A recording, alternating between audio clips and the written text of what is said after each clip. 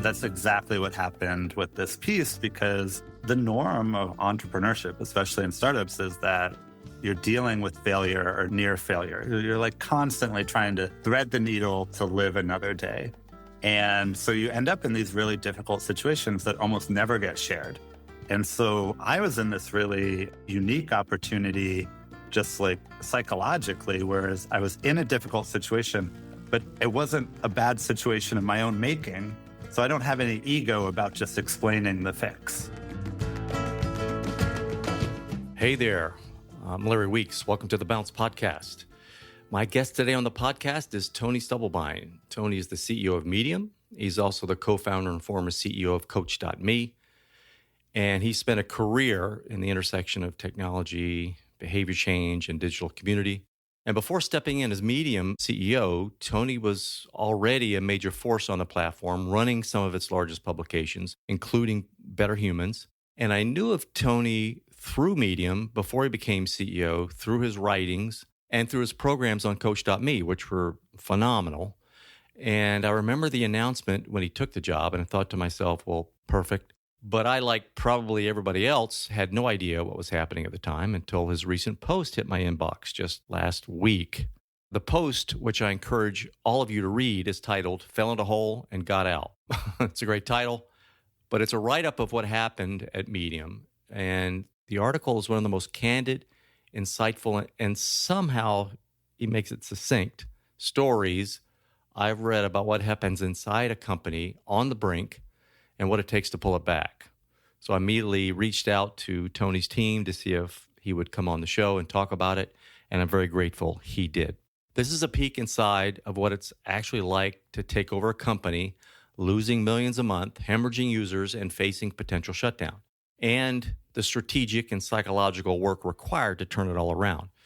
So on the show, Tony shares how he and his team built a ladder out of this hole, balancing brutal financial realities along with the challenges of restoring quality and purpose to the platform. So we talk negotiations, we get into a little bit, not too much, governance and recaps, cutting costs. We get into the human side of letting people go, along with some great advice on hiring Tony gives. We discuss why Tony now thinks the business model comes before product, and he gives some great big picture advice for entrepreneurs. And then we get into his personal practices that kept him sane through all of this shit show. So some great advice here. But it's also, when you listen to Tony, you have an example of what a thoughtful leader is. And it's also proof that you can be a good human and make very tough decisions and do very hard things. So without further ado, here's Tony. Tony, how you doing? Good. Do I sound okay? Do I look okay? My head's, I can match your head size if you want. I'm too ugly to get that close. That's for sure. Can I tell you the funniest thing I learned?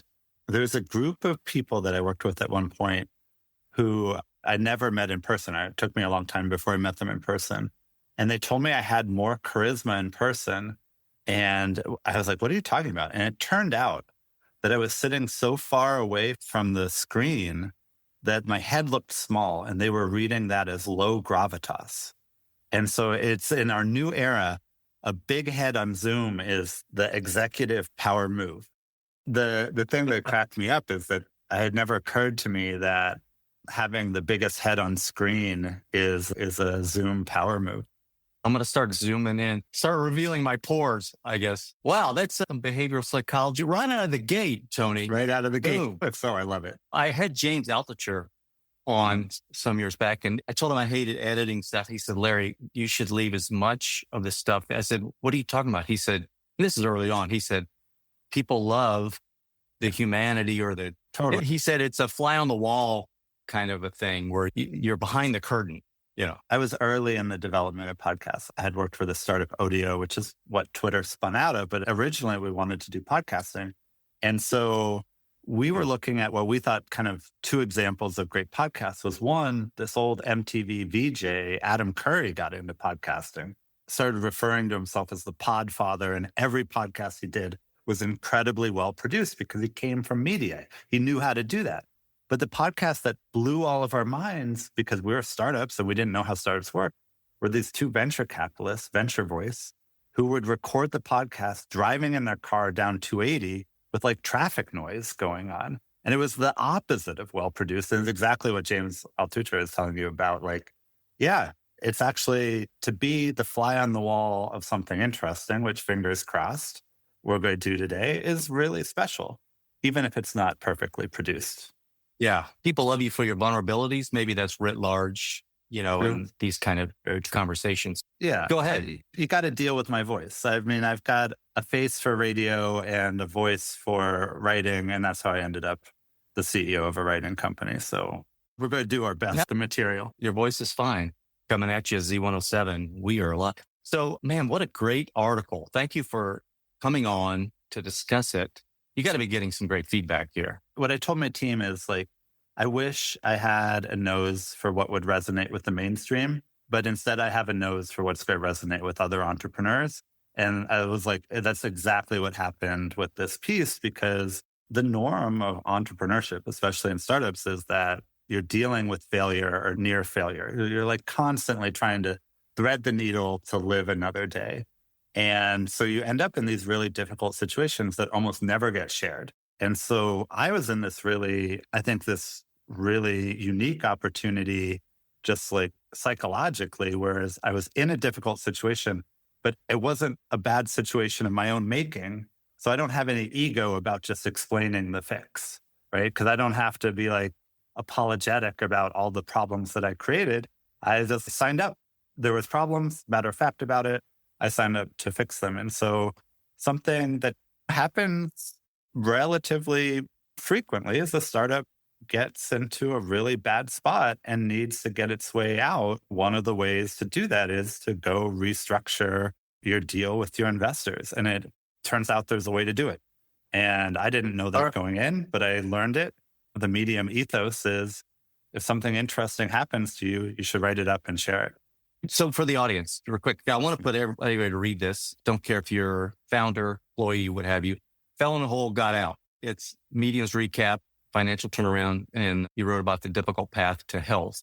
I just wanted to say it was great because you give a high overview of the challenges, strategy, and the outcome I'm going to talk about, and ultimately happy ending. Okay. But when I talk to you, the goal here is I want to get both the mechanics, strategy, but also the psychology, the real world, what you did and some of the psychology around it to glean as many lessons as we can for the listeners. So my default reading of it was the turnaround side. Okay, here's how bad. I read it, but my default was really focused on what you did to turn it around. But there's a huge benefit, Tony, to describing the whole, which you did very well. Because you could flag, like you said earlier, you could kind of flag the founders in startups, there's so many of them, about the holes to avoid, number one, digging, or, you set some traffic cones around and say, hey, look for these things. I'm assuming you just wrote from your heart, but did you have this in mind? I'm writing this for the next guy like me. Yeah. I mean, one of the really special parts of the story, because it's so meta about Medium itself, is it's a Medium blog post that spelled out the recipe that I use. And so here's this VC in 2013 wrote out kind of the key observation about how to get it done in the situation we were in. Because there's sort of a default way to do a recap, and then there's some secondary and third way. So I knew we couldn't do the default way. The default way is, essentially your existing investors have gotten tired of you, don't want to support you anymore. You find a new investor and you say, I'll give you whatever terms you want, because if you don't give me money, the company's going to shut down. And so that new investor comes in and says to all the other investors, I'm willing to fund this company, but only if I get a massive payday from it. So either participate on my terms or this company is going to shut down and you get a zero. And that's essentially the whole leverage of these. It's essentially the startup version of bankruptcy. It's the same kind of concept here. You want to keep going, but you can't given your current financial structure. So normally that's driven by an outside investor who just sort of calls their own shot because no one else is willing to put up any money at all. But we didn't have an outside investor because we were doing this at a time when the whole startup market froze. There had been a lot of money sloshing around because we had low interest rates, and then interest rates went up and the money just froze for almost an entire year. The winter, which I think started in the summer of 22, is this month it started. Yeah. Yeah. I mean, to the point that the VCs were sending out memos to their companies saying, like, whatever money you have, just plan on it being the last money you ever have. Start doing layoffs. Like, they were like, that was advice that was coming across the entire industry. I want to storyboard this. I want to back up because I've got a whole thing about recaps, which is fascinating. And I know that was a large part of the turnaround, but there was so much shit that had hit the fan. So let's back up. You were, if you don't mind, because I just want you to tell the story. I knew you from Coach.me. Let me just say, I just loved it. I was like, this thing helped me. I've read you forever. I remember you wrote something about an iPhone thing. I loved your stuff. Now, you were also a big part of Better Humans, which is kind of a medium publication. Did Ev reach out to you? I think the first thing you need to know about me is that if you put a text box in front of me, I'm going to fill it out. And like, I just love user-generated content on the internet. And so I have this history with Medium. So we'll say, first of all, Medium is founded by this guy, Evan Williams, who founded Blogger and then Twitter and then Medium. This is a guy that's done like the most of anyone in the entire internet to make user-generated content. This ability for anyone to just speak up on the internet and share their voice. I think it's done more than anyone ever in that regard. And I had this opportunity to work with him back in 2005. I'd worked for the startup that he was working on in between Blogger and Twitter. And it was about podcasting. It didn't really work, but we built the first version of Twitter together and spun it out. And I didn't see why I should go with that. So I went somewhere else. But we know of each other. And I always go. Yeah, there's a relationship there. Got it. Okay. I always go out of my way to say that we're not friends because we're not friends. Like I don't think he knows my dog's name, which I like. All of my friends know my dog. My dog is lovely and very friendly, but we really like working with each other. And Silicon Valley is a relationship business because it's so like, you have chemistry together. And so what had happened when he left Twitter and started Medium is at the same time I was starting another company and he helped me start it. He was on my board. He helped me actually design the first versions of it. What you call Coach.me started out as this habit tracker called Lyft. And our offices were often co-located with Medium. What happened for me is I loved the business that I was building, but I also just love writing on the internet. And I had just fallen in love with Medium as a product. And it's where I blogged. It's where my company blogged. It's where I created a community of coaches who were writing. And then I grew that to be something bigger, actually a huge productivity and self-improvement publication called Better Humans. And I demonstrated what I thought Medium should be, is like, there's something incredibly valuable about giving a voice to everyone because there's value in our life experiences. And there's something especially valuable about getting professionals to talk about their work. So we were doing that in Better Humans. And as Medium, they started looking for external partners. And so I just started doing partnerships with them because I liked Medium so much. By the time he was ready to step down, I was by far Medium's biggest power user. I have this long 15-year background as a CEO, but also very notably, something like 2% of Medium's traffic was going to a publication that I owned or to my own writing. So you were a perfect fit in that regard. Yeah. In that regard, I think there's something I had never gotten my own companies to be particularly successful. So I felt like I had mastered a lot of the nuts and bolts of running a company, but it was enough to be a plausible candidate for this. And it turns out that a turnaround is actually a lot about knowing the nuts and bolts about what matters and what doesn't, like what contributes to the bottom line and what doesn't. Yeah. And you had, I think, glad you pointed out, one of your superpowers you say was, and it makes sense, you wore many hats as what these smaller scale-wise startups. You had done it all and took pride in they were profitable. So were you privy then before they tapped you or as they were about to tap you? I'm assuming the hole was already dug. Were you privy to that hole before you took? Extremely privy. I'd say like my application process was 4 years long. Me in the background going, Ev, don't do it that way. Do it my way. And then my way turning out to be fairly successful. And so I had just this history of, I think we should go in this direction and here's why. And then it kept panning out that I had a good sense of it. So the history of Medium is like, here you've got this guy who's this luminary in publishing online. And he starts this company, Medium, which right away makes this huge name for itself on design. Like a lot of times when we think about product development, we think about, oh, we need to invent new features or add a lot of features. And Medium just proved you could take every feature that was expected of a blogging platform, and instead of adding more, you could actually take a lot of them away and just make the ones you kept like incredibly beautiful. Like Medium found the essence of what mattered for writing online. And it's like, for that version of Medium, simplicity was power. And suddenly you don't have to like create your own WordPress. You don't have to install software. You don't have to even set up a blog or do all of this configuration. You can just start writing. And really, it was almost felt innovative at just a pure design level. And then the second big innovation was the hardware. That's the one where we fell into a hole, which is very rightfully put his finger on everything that he doesn't like about the internet, and which most of us don't like about the internet, is the root cause is the business model. If your business model is ads, then all of your incentives are attention, and attention is the root cause of why we get divisiveness, like misinformation, like it just, like all of this Clickbait.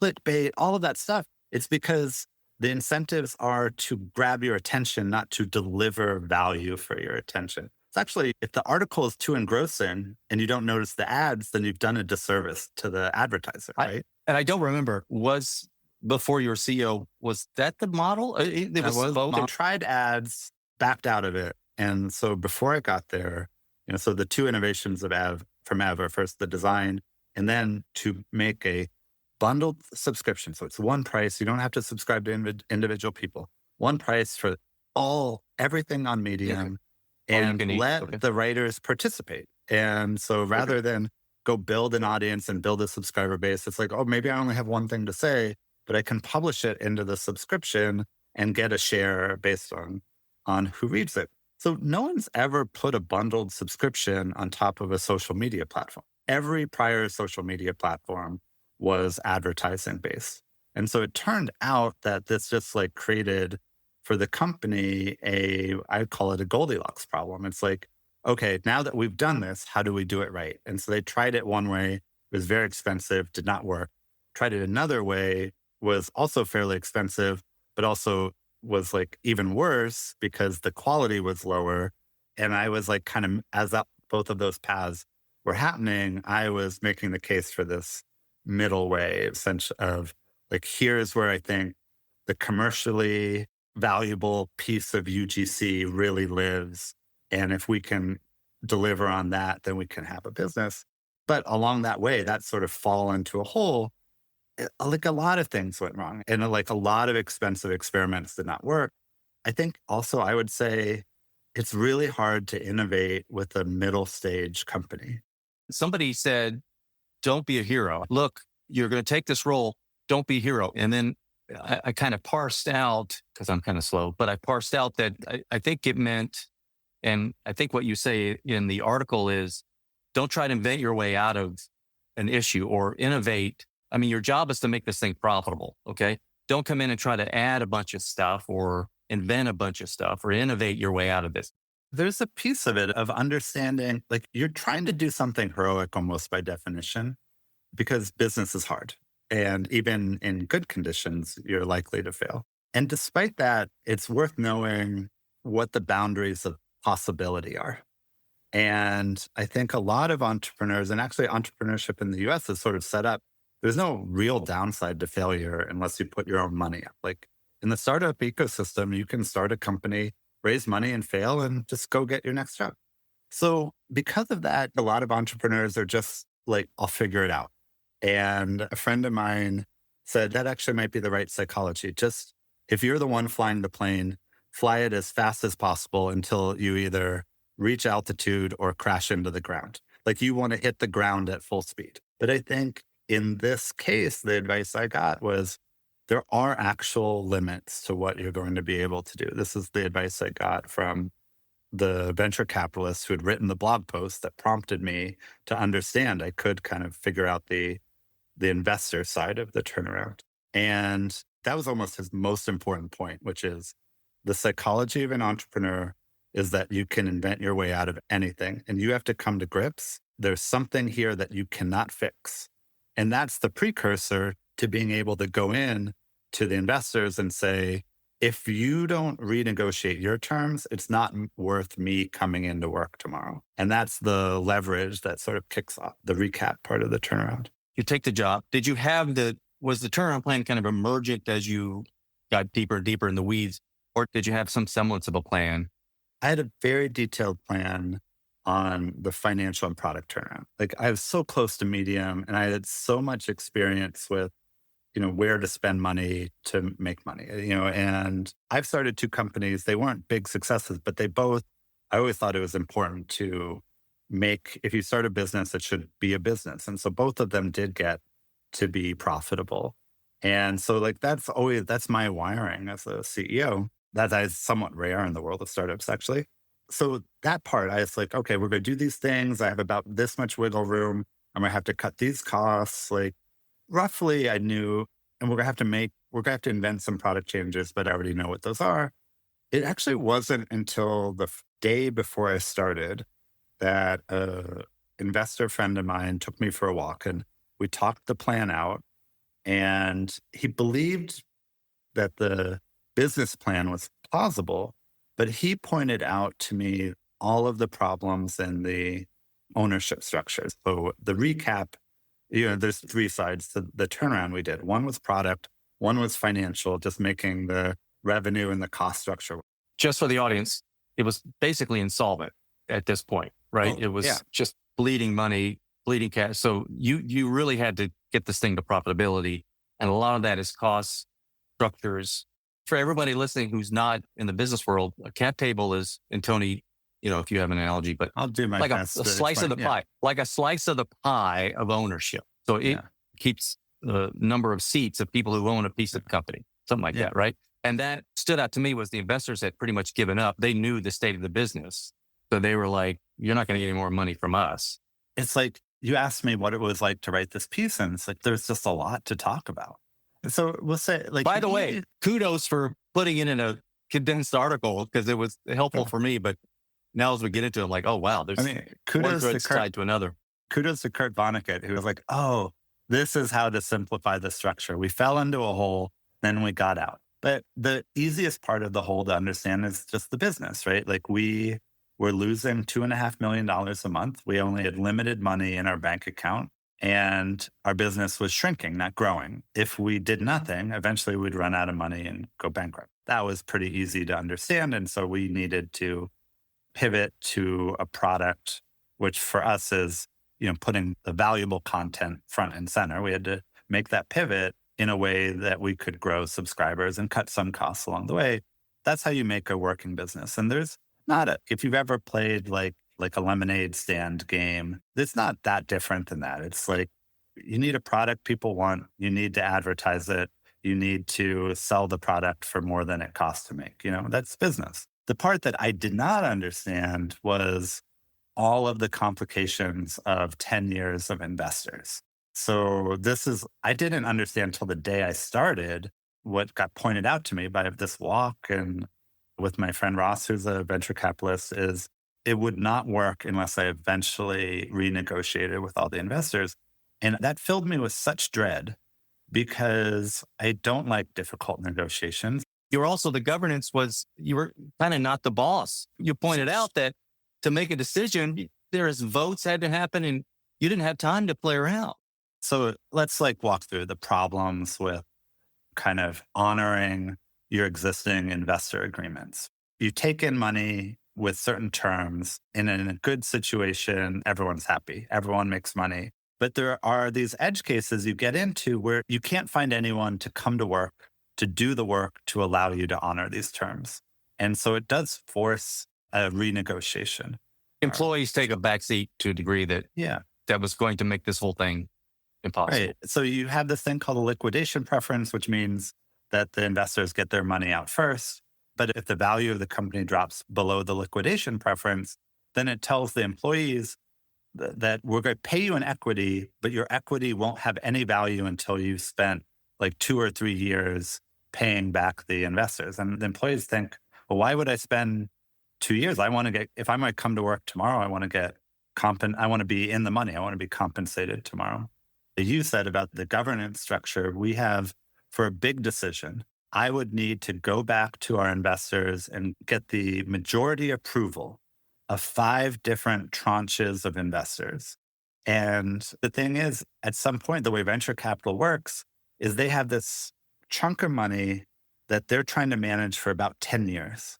And once you get out of that 10-year period, they try to close their fund down. And one of the ways that they close it down is if there's any scraps remaining, they'll just sell those off to these scrap collectors, which are like the bottom feeders of private equity.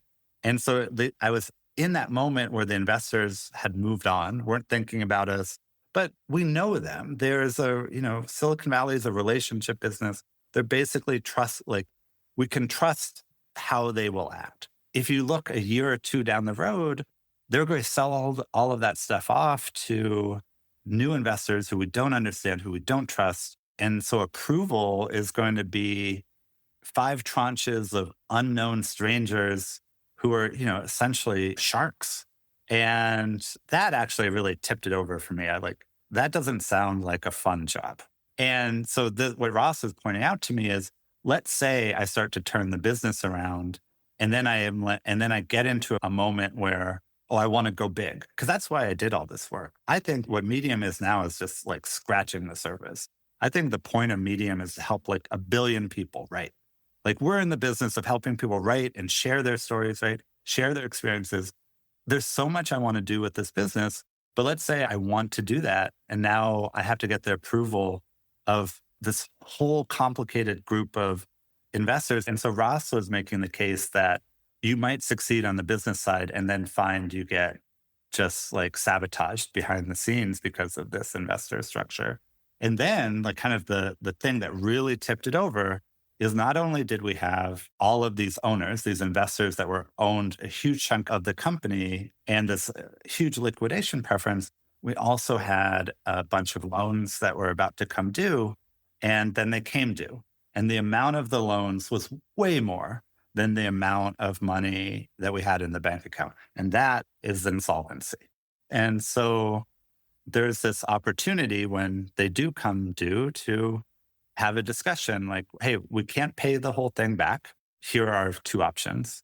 And one of the options is like basically you get nothing, or we think we can give you a lot of equity. And so we use these debt holders as eventually the part of the leverage to go to all the investors and say, let's just restructure all of this and get healthy. We need to put a healthy investment structure in front of both management, myself and the team, because if we don't come to work tomorrow, that's a zero, and in front of these debt holders. And that's what we did. That's what essentially that's what a recap is. And I think if you're not in the world of startups, this is like, just think of it as a bankruptcy where you renegotiate with all your creditors. It's an improvement on their position, right? It's like on paper, they have a $235 million liquidation preference, but in practice, the business is worth $0. So that thing that they have on paper is worthless. And so whatever you renegotiate to, even though it's much worse than what they have on paper, it is definitely better than what they have in practice. And that's just it's a hard conversation because you have to be really honest about how bad things are. Again, we're talking about profitability. You reduce the employee count fairly dramatically. Was it 200 down to 77 something? Wasn't all me, but I did play a role in it. At our peak, we were 250 people. And At our low, we were 72. We're about 77 right now. Did some of that happen under your purview? Absolutely. Okay. So there are people that have to make these decisions, and I've done it. Other people, it's, what is your take? What did you learn? I always try to tread really lightly here because it's such a serious topic for people, because it's so financially damaging and just like, it's tough on your ego to lose your job out of the blue. It's scary. And as a result, people get really mad about it in the best case scenario. And then if you look at it as an industry, sometimes it seems like these layoffs are being done in a really cavalier, uncaring way. And that just is even more infuriating. So the baseline anger in the public is rightfully very high. I think the public discourse, from my perspective, seems to put a lot of blame on the moment of the layoff. I'll say personally, I feel a lot of pressure on the things that happened before the layoff. Who did you hire? How strong was your plan on how to make money off of hiring them? And how good were your expectations? Because in some industries, it's actually completely valid to say, I'm going to hire you to for the startup that might fail. So you also might lose your job. And if you set those expectations, then I think we've behaved with integrity. So for me, I feel this incredible pressure every time I hire that I just to be Yeah, really, really careful on the clear, hire side. Yeah. I need to have a plan for making sure that this person that I'm taking a lot of their time, that's taking a risk on the business, that it's likely to work out. Coming into when it comes to the moment that you have to do the layoff, especially a medium's layoff, that just feels like the responsible thing to do because either you do this layoff or this partial layoff of the company, or you Or lay off everybody, the whole business goes away. Yeah. right? And for me, that's not that hard of a decision, especially Yeah. because again, I'm not digging, I'm getting us out of the hole, I didn't create this hole in particular. But it's still not easy because the startup economy got really bad. So I had this whole career where basically anytime I let someone go, either because they were going to land somewhere. Yeah. not just land, they'd get huge raises. I felt bad for not letting them go 6 months earlier. Not true anymore. I think right now, when you let someone go, it's plausible that they're not going to work for a while. So it just makes the decision making more serious. Were the employees so tuned in that they knew, the ship was sinking? Or if they didn't, did you have a general conversation with them to say, hey, this is where we are. Let's have a heart to heart. Did that ever take place? Or were you too busy running with your hair on fire? I have no hair. I do have a beard. Well, it was on fire. That's why you don't have. Go ahead. Sorry. I would be curious to interview the company for someone else too, because I'm not sure I would get the perfectly honest answer. I think probably it was less clear than it should have been. And for a couple of reasons is I think the prior administration did a really good job of compensating people. It's we're paid 90th percentile. We pay always at least 3 months severance, sometimes 6 months severance. That part of it was always fairly good, but I don't think we did a good job of expectation setting. And so what people came to believe is, oh, this company isn't really working, but we're not going to lose our jobs. And so the thing to kind of know about a turnaround is, by definition, a lot of bad things happened before the new CEO gets there. So I think the real reaction is I show up and everyone's been trained to think I'm probably the next mistake. And so when I come in and say, here's what I'm here to do, even though I think it's very logical that, hey, we're going to take this company from not profitable to profitable, we've been told other things that didn't pan out. I think that's kind of the reaction. A big part of the turnaround is figuring out who is naturally aligned with you and who can you win over and how can you help build the organization's confidence in my way of thinking. So I definitely didn't show up to a company that was we're dying to do the work of becoming profitable. We had to convince people of that, and not just convince them that it was the logical thing to do, but we were seriously going to do it. We weren't going to pivot to a new thing. It's the long-term focus. People don't necessarily believe that a leader has that long-term focus on day one, and you have to show that through your actions, and that takes a little bit of time. So maybe they were suspect that didn't know how long you hang around or what have you. So then in your mind, I'm maybe, sure they were suspicious. Plus, you don't have that much authority, so you don't have that much time behind you there. In that particular role, what you're going to say going to make any difference? Well, in hindsight, would you, in this particular, what we're talking about right now, would you have done anything different in that regard? Or, it turned out fine, so maybe not. I'm wired to always be second guessing. I think that the kind of scenario planning is, you have to be doing that. That's how you grow as a leader. So if it took us 24 months to get to our first profit, or 25 months to get to our first profitable month, there'll always be a part of me that's wondering, could I have done it in 15? And I think it's very rare to cut costs and innovate at the same time. Those are hard to do in parallel because essentially once you start cutting costs, like people's ability to do new things really make it short circuit. So by definition, we have to pat ourselves on the back. It was like, that's Yeah. hard, rare work. Business is Yeah. hard, yada, yada. But also once you've done it, then you could do it again and do it faster. And so I just think it's a matter of like being more clear, being more direct, making decisions faster, spotting who's not aligned sooner and either getting them aligned or getting them out of the organization, like getting the right people in and just like going faster. I do think that Yeah. was possible, but roughly like there weren't shortcuts that we missed as far as I can tell. I mean, we just had to do the work. As we kind of wind down here, Tony, I want to bubble up anything from a lesson standpoint now that you've reflected on the experience. And obviously this is ongoing, but I was thinking of this. I don't know if you ever, there's this TV show, financial show, Marcus Lemonis, The Prophet. He would go in, it was a documentary kind of show. He'd go into a store. Now this is physical stores and turn them around.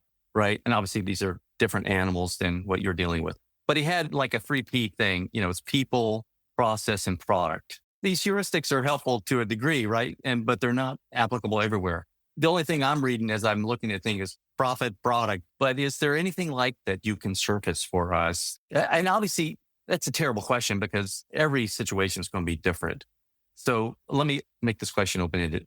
Give me some of the lessons or any heuristics, anything that now that you reflected on that you think might be helpful for somebody that's not necessarily called out, although maybe lightly touched on in the article. If I was on the speaker circuit, I would boil all of this down. But it's also that it was 1,000 decisions. The metaphor we use inside the company is a ladder. We'll say we're building a ladder to the moon. And during a lot of the turnaround, we said every step on the ladder is $10,000 a month recurring. And it doesn't matter if it's growth or cost savings. Either one is fine, right? And so that sort of, I think that it's not just like give people a sense of purpose, but help them understand what does success look like. You kind of have to retrain people for your view of success. I think there's this entrepreneurship lessons, less about the turnaround and more about my own journey as an entrepreneur, which is when I started, I thought, you build a great product and people will come. That's sort of better mousetrap, right? And that's because I was in the product building side of a business and I really wanted to master it. And I thought it would be really fun to build something cool. And then I came to understand it's actually, if you want to, it's not that hard to build a great product. It's a lot of work, but it's not impossible work. Like once you've kind of mastered the craft. So I actually have a lot of confidence that if you put the time in, if you have a good group of people around you, you can build a product. What I've gotten burned on over and over again is having to abandon building a great product because the business and distribution didn't work. And so like I sort of flipped from thinking product first to thinking business model first. I still run into a lot of entrepreneurs who will come up to me and say, oh, I want to talk to you about this new habit tracking thing. And I always say to them, I'm sure you're going to build something that's useful. I don't even want to talk to you about it. But that's always the thing that they want to talk to me about. That doesn't matter because you're going to build something useful and no one will use it, or people will use it and it's going to cost you a lot of money because no one will pay for it. So can we instead talk about how are you going to find your customers? How are you going to make money off of it? Because if you don't do those two things, you're going to throw your product away. But if you do that, you end up setting the framework that you're working within. And so the number one thing that I understood on day one, because I'm so lucky to have kind of grown up on this platform and didn't have to come in and do a lot of research on day one, was these are the parameters that make it work. Like these are the type of writers that exist out in the world that are not served, that also work as a business for Medium. We're going to go after them. We're going to redesign everything we do so that they succeed here in a way that they don't succeed in it. Like Medium is for all writing, but the writing that makes money for the writers and for us is people talking about their work. Like people that are too busy to build a mailing list that just want to come in and say like, here's a lesson I learned. So I knew that. And like, these are the parameters. And I was like, and here's how we get our customers. And just having those parameters, that was maybe 80% of the financial turnaround. But unlike a lot of entrepreneurs, I've bootstrapped a company without any investment. And as a result, like I'm very, very sensitive to the value of the dollar. Because in a lot of my experience, every dollar I pay out is coming out of my own pocket. And I think that sensitivity is really worthwhile. Of ownership. Yeah, Like, right. it's me. I'm the company. This is my wallet. Yeah. But I don't Yeah. think that equity gives the sense of ownership that people think it does. I think, Yeah, it may take away. It may take Yeah. away. that Well, hell, I- it actually can and Yeah. does, and it chops it up in pieces. I come back to Coach.me and the habit tracker, because it's been a while since I've actually used it, but I remember I was struggling with some things and having these practices Yeah. and your email every day. It was Yeah. really great saying, okay, meditate. We're going to track what we do. We're going to organize. Did that come back to serve you through this? And if so, was there any practice that kind of kept you from going insane here? Or were you just so excited to take on to I'm glad you eat the asked. whale that, you know what I mean? I don't know. But there had to Was be it so so much much freaking fun? stress. A lot of difficult conversations. It was intellectually interesting. I'm glad we got here because there's a case I always like to make to people is like, give yourself permission to take a long time. Like, yes, there is such a thing as a 22-year-old entrepreneur, but there's also such a thing, and the data bears this out, of a middle-aged, like I'm 47, I think. And it took me a while to be okay at my job. It did. It just took me a while. And a lot of things that I'm good at now, it took me a while. And I think if you are really in a career because you love it, it's okay if it takes you a while to get great at it. Don't mortgage your house, right? Like, don't mortgage your entire future for it, but you can kind of design a life where it takes you a while. So you're asking, like, how did my experience, like 10 years running a habit tracking company that became this really broad universe of self-improvement, publishing and coaching, and like, we invented new models of coaching, and we had a whole coaching directory that we were running, and also this big publication on Better Humans. Like, no one was more steeped in all of the forms of self-improvement than I was, like from the woo-woo to the really, scientific. Yeah. I had like seen all that. That's what I'm asking. Yeah. You had a treasure chest of tools and tips. Right. And so, like, in a way, again, maybe I was that company's biggest power user. It helped me maybe more than our customers. So the thing that helped me the most is that when it came time to interview for this job, I basically liked myself. And I think that's like, I never made that a goal. But when you're early in your career and you're in a high stakes conversation, you're really kind of wrapped up in whether the other person is going to validate you. And so there was this one moment, especially in a job interview. So there was this one moment where I was interviewing for the job, and one of the board members at the time was interviewing me. This guy is like a luminary of luminaries. He's like maybe one of the top 5 most famous venture capitalists right now, kind of an aggressive guy. And we're in the middle of the conversation, and he says to me, Tony, what big new idea do you have to save this company? And I think if I had been in a people pleasing mode where I really needed his approval, I would have given him an answer I would have gone with the question. But at the moment, I was so just sort of stable with who I am. If I get this job, great. If I don't get this job, I'll do something else. I was able to very calmly reject the premise of the question. I said, his name was Ben. I said, Ben, I think that question is everything that's wrong with this company. That was my response. This is a job interview, right? I said, what this company needs to do is just focus on the thing that it's supposed to be doing and stop getting distracted by new ideas, big ideas, pivots. All of that stuff has to go out the window. Don't be a hero. Yeah. Just do this thing. You'll come out not just with a profitable business, but with something that you can really grow so much bigger than it is today. And to me, it stood out that I wasn't anxious about contradicting. And I would have been anxious 10 years earlier. And so, well, what is that journey? It was meditation, it was journaling, it was therapy. And did it take 10 years of those things? Absolutely. Eventually, I just came out of the other end of this self work feeling like comfortable, like I don't think I'm the greatest, I don't say I like myself in that I'm like the greatest person of all time. I just I am who I am. And the strengths and weaknesses don't get me tripped up anymore in the way that they would have in my 20s, especially.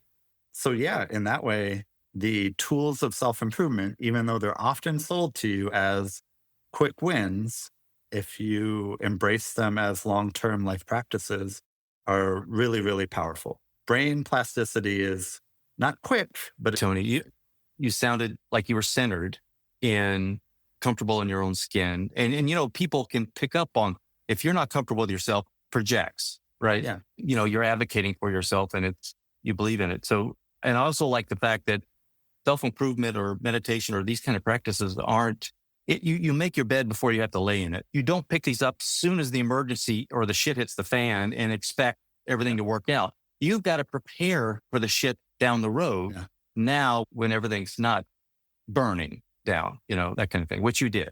That's great. All these things, I was real curious as I was reading, were they done in parallel or sequentially? And does that even matter? Was there a domino that needed to fall first and then the other would come? Yeah. Now I'm back to the mechanic. If there's three, I'll give a quick answer, and then I'll give you this theme that I think is really important. We went product, financials, investors. There's some in parallel work, but essentially you can't say you fix your financials unless if you're selling the wrong product. So you have to be in the neighborhood of this is the product I want to be selling. Fully fix the financials until you've also fixed the product. And then there's also on day one, there was no point in restructuring with the investors because there was not enough plausible upside. So there's almost this sweet spot where the management team wants to continue, but also it's not sweet enough that the investors could bring in a new management team. And that's the moment where you can make the case, hey, let's do a restructuring here. You've got a good team, a good motivated team, and they don't have the incentives to keep going. Plus now we have this overdue debt and whatnot. So that all sort of came as we were wrapping up the financial turnaround, and we did most of the product work pretty early. Can I say this thing that I think is so important? Because we live in a world where people are trying to grab attention by having the biggest and boldest opinion. And I want to say this thing that I think is much more important than that, which is that each of us have these incredible experiences just by living our lives. And we learn these lessons that we can share with other people. And to me, the essence of blogging online is that the lesson that you learned is wisdom that you can pass on to another person. And when we do this at scale, that's when I think we're achieving the best of the internet, when it's millions of people doing that. But this thing happened that was completely expected from my perspective. 2 days later, and a CEO reached out to me and said, I've got $16 million in revenue, but we got hit hard in this one thing. I'm in a difficult position. I think what you wrote about is what I need to do. I've got $16 million in revenue. This is a real company, but we got hit really hard. And I don't know how to work my way out of it without a hard conversation with our investors. And so 5 days after posting this piece, I'm on the phone with another CEO giving the hard lesson that I had learned to her. And so that is this validation of each of our lives. And it can happen for really big lessons, but it can happen for really small lessons. And so for me, the mission of Medium is to give everyone who's listening a place to come and share their lives, because there's something validating about that. There's other people out there just like you who would benefit so much from the things that you've learned through the course of your career, through the course of your life. Tony, it's so great that this big Medium user and writer, and then you have this journey and write about it just full circle. It's beautiful. Thank you so much for sharing your story. Number one, in written form. Number two, coming on and talking about it. I know you're busy and our time is limited here. Thanks so much, man. I really enjoyed this conversation. Well, we're two of a kind. And also thank you for having me, because I think like getting these lessons out is one of the most important things we can be doing. Well, that's a wrap. Thank you for listening. If you enjoyed it, do share it with your friends and on your social platforms. Big thanks to Sam Williams, my audio guy, and the beautiful bumper music you're hearing is Michael Petrovich's Bella Luna. For all my show notes or resource links, visit LarryWeeks.com, and we will talk again soon.